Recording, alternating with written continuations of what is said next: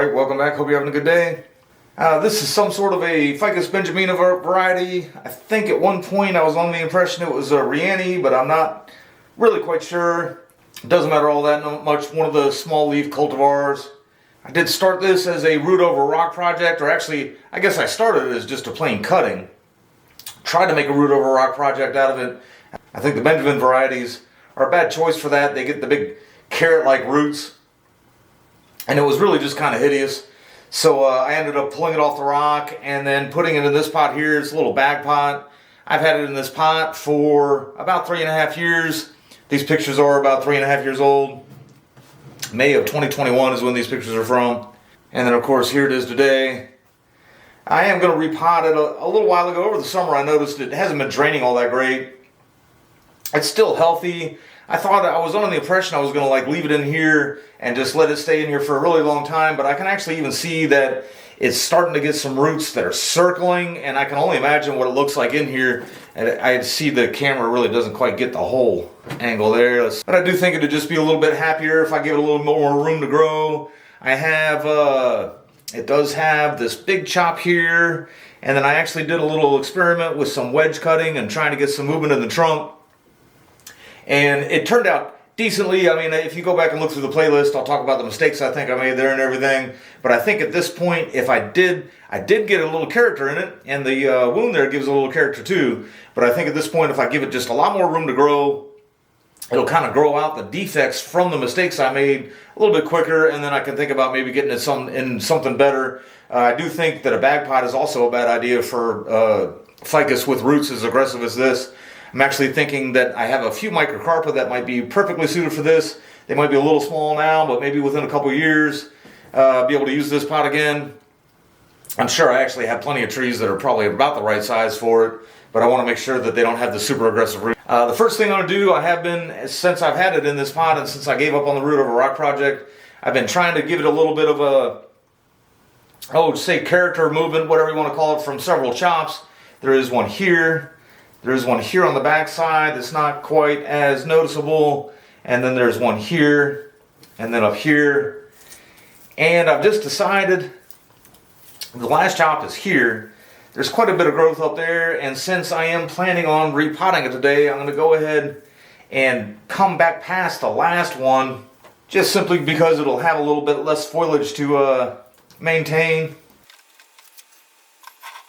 And also just let it continue building up taper. Alright, and now we can get a better look at it too.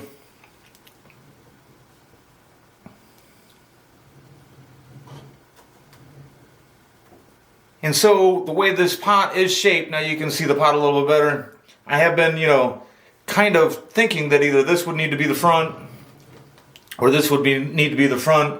But now that I'm going to get in a little bit of a bigger training pot, perhaps I can adjust the angles a little bit and everything on it. At one point, I was considering that to be the front, and once I can kind of get a little wire on these branches a little bit, I don't think I'm going to do that today. I'd like it to grow freely for today. I could show off that scar, or I could even make this the front if I take off this branch. And the more I think about it, if you look at that branch here, I have been in an attempt to try to thicken it up, because it is one of the skinniest branches. It's skinnier than the next two branches up. I've been trying to never prune it, and all it's done is it really hasn't gotten any growth out there. I think one time I even pruned everything up here and left it, and it's still got growth, but it's not really exploding like you would think when I try to redirect energy down there. So I think what I'm going to do is go ahead and pop that guy off.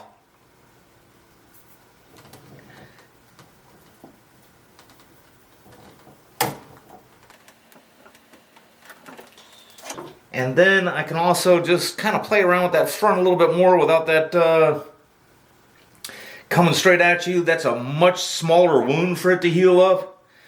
And then we'll see how that might turn out there. I'm going to take the knob cutters of that because I'd like for it to be a little more flush with the trunk.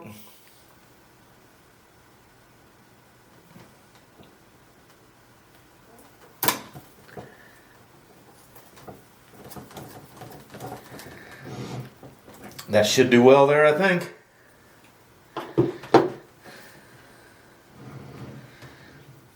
And then from there, I don't think I'm going to do any more major chops or anything like that.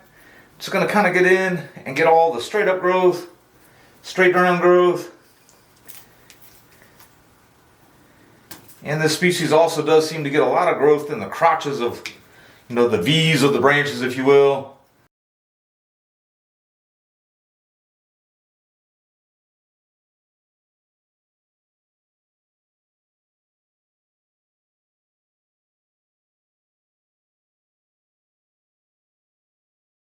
Alright, once I get it repotted, I may thin it just a little bit more, but I think that'll be about it for today for that.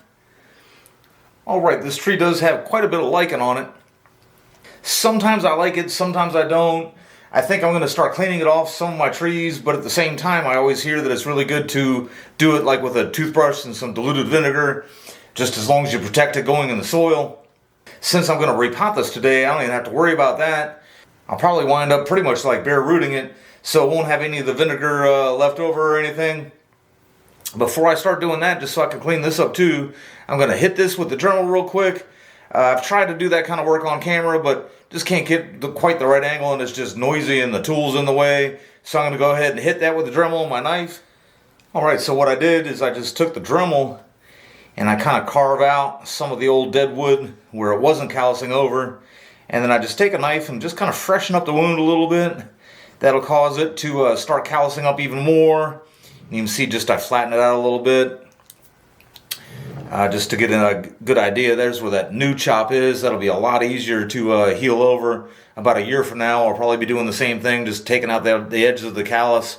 But I think that'll heal up pretty quick. This chop's probably, well, actually, it's got to be 3.5 years old. I think I chopped it when I took it off the rock and everything. I've never tried to do the lichen cleanup here. Interested to see how it's going to work out. And let's go at it.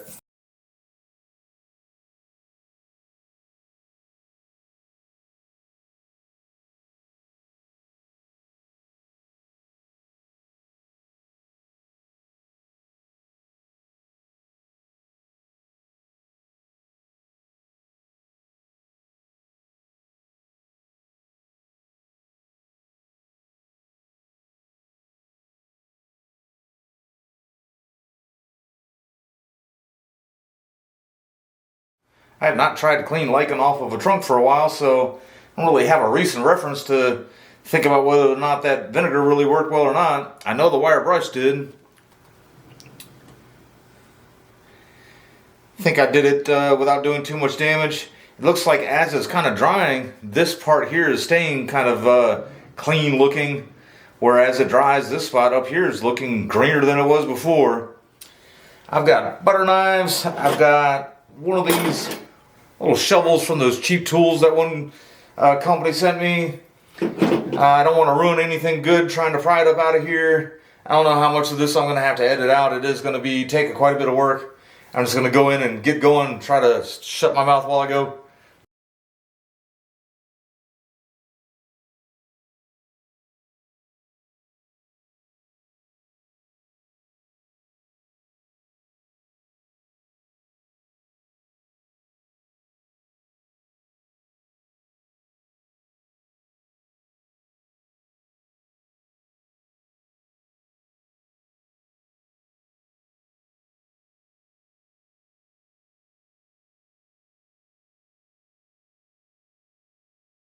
All right, well, take a look at that.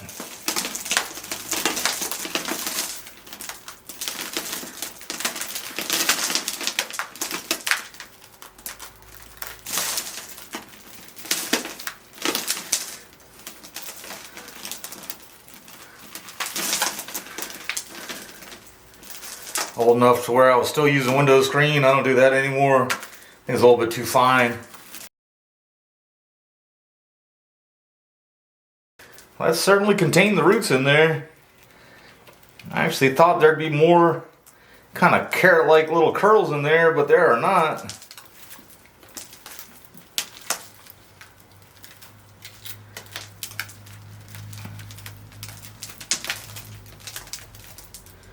Alright, I'm going to go ahead and take this on out in the backyard, get it hosed off, and see what we got. Alright, and that's done. I'm going to mention something here real quick just because sometimes I forget to do these things. And that is, I do live in Florida. This is really not the best time of the year to be repotting on ficus if you live anywhere else. I always check the weather to make sure that our lows aren't going to be below 60 for, the next 10 days or so. I think right here on this weather forecast, that's like the next week, maybe 8 days, something like that. I'm not all that sure. But we're not getting down below 60 for a long time here. I wasn't able to do almost any repotting this summer. I had probably, 10, 15 that I had in mind. And I only did maybe 4 or 5, and that's just it's just been a busier than usual summer, and I had some things that I had to get out of town a little bit and everything, so I just didn't really have time to even be watching them in the ICU and whatnot. So, looks a lot better than I thought it would. I thought I was going to have to come in here with like knob cutters and cut all this back to, kind of like almost make it look like that, where that's just a little bit of damage there. It was at the edge of the pot. But I don't think I'm going to have to need to do that. I think it's going to be perfectly good the way it is. I do want to address right here, this root is crossing over that one. I'm going to take this one out. Just thinking the knob cutters would be about the right size for that. Yeah.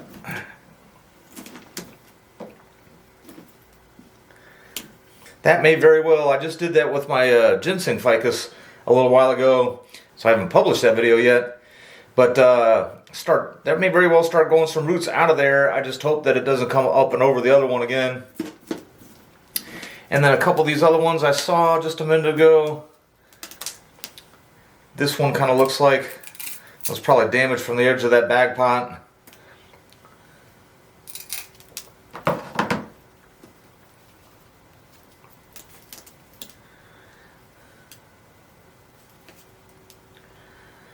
I damaged that pulling it out of the pot, so might as well cut that off.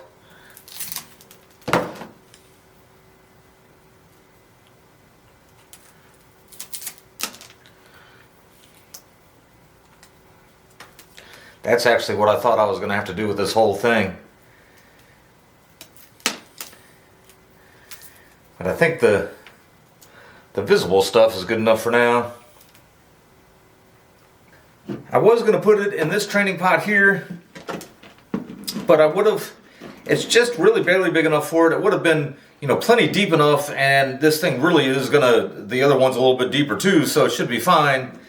But I don't have any training pots just slightly bigger than that. I do have this one. Not sure that this is really ready for a quote-unquote proper bonsai pot yet, but this one's not anything all that outrageously expensive. And it is just big enough where I can kind of play around with the front a little bit better.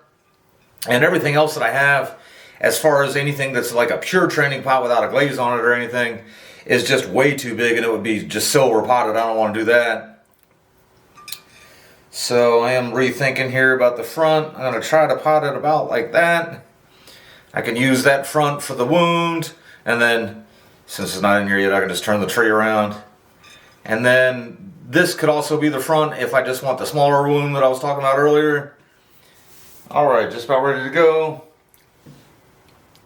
I used to never tie in trees, and I'm not going to tie this one in, but there's a screen I put in there. This is from the potter on Sanibel. She makes kind of smaller drain holes sometimes, but then she's got 4 really big anchor holes. And I have noticed that sometimes if you just lay the screen in there and then put the tree on it, if you just want to kind of go to look at the roots, sometimes the screen comes up with it and then some substrate kind of falls around, and then it never really sits back in the pot right. So I did tie that in there tight. And with this being a ficus tree and me living in Florida, this thing will be popped down in here in no time. Really just kind of unnecessary to tie it in. So let me get some substrate in there.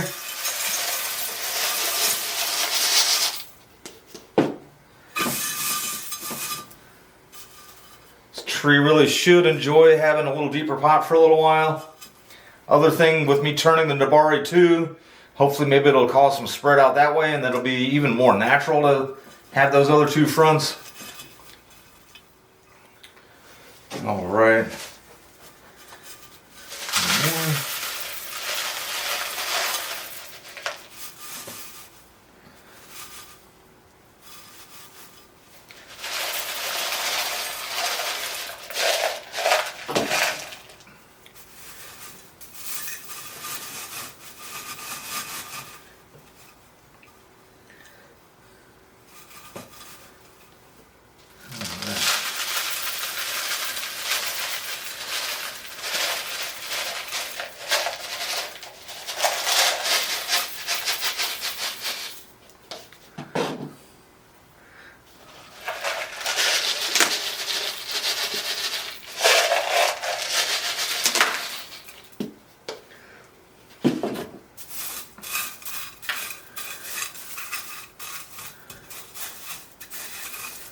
Alright, got my trusty American chopstick here.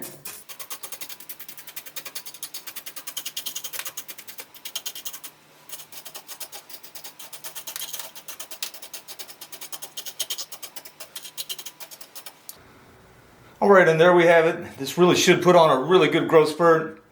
I'm hoping this wound keeps healing up, and this one too, and of course it'll start healing up a lot quicker with having that much more substrate to grow into.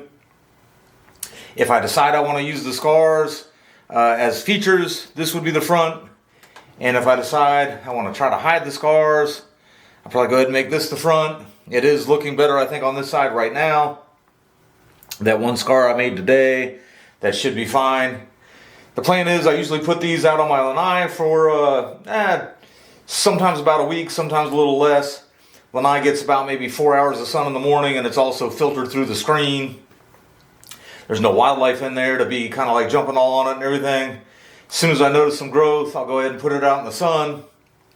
Maybe ease it in a little bit until I get it right back out in the full sun where it was sitting originally. And then as soon as I notice it's kind of pop mount itself a little bit, or at least, establish itself, I'll probably go ahead and give it another little light prune just so I can wire it. And looking forward to seeing what it looks like in the future.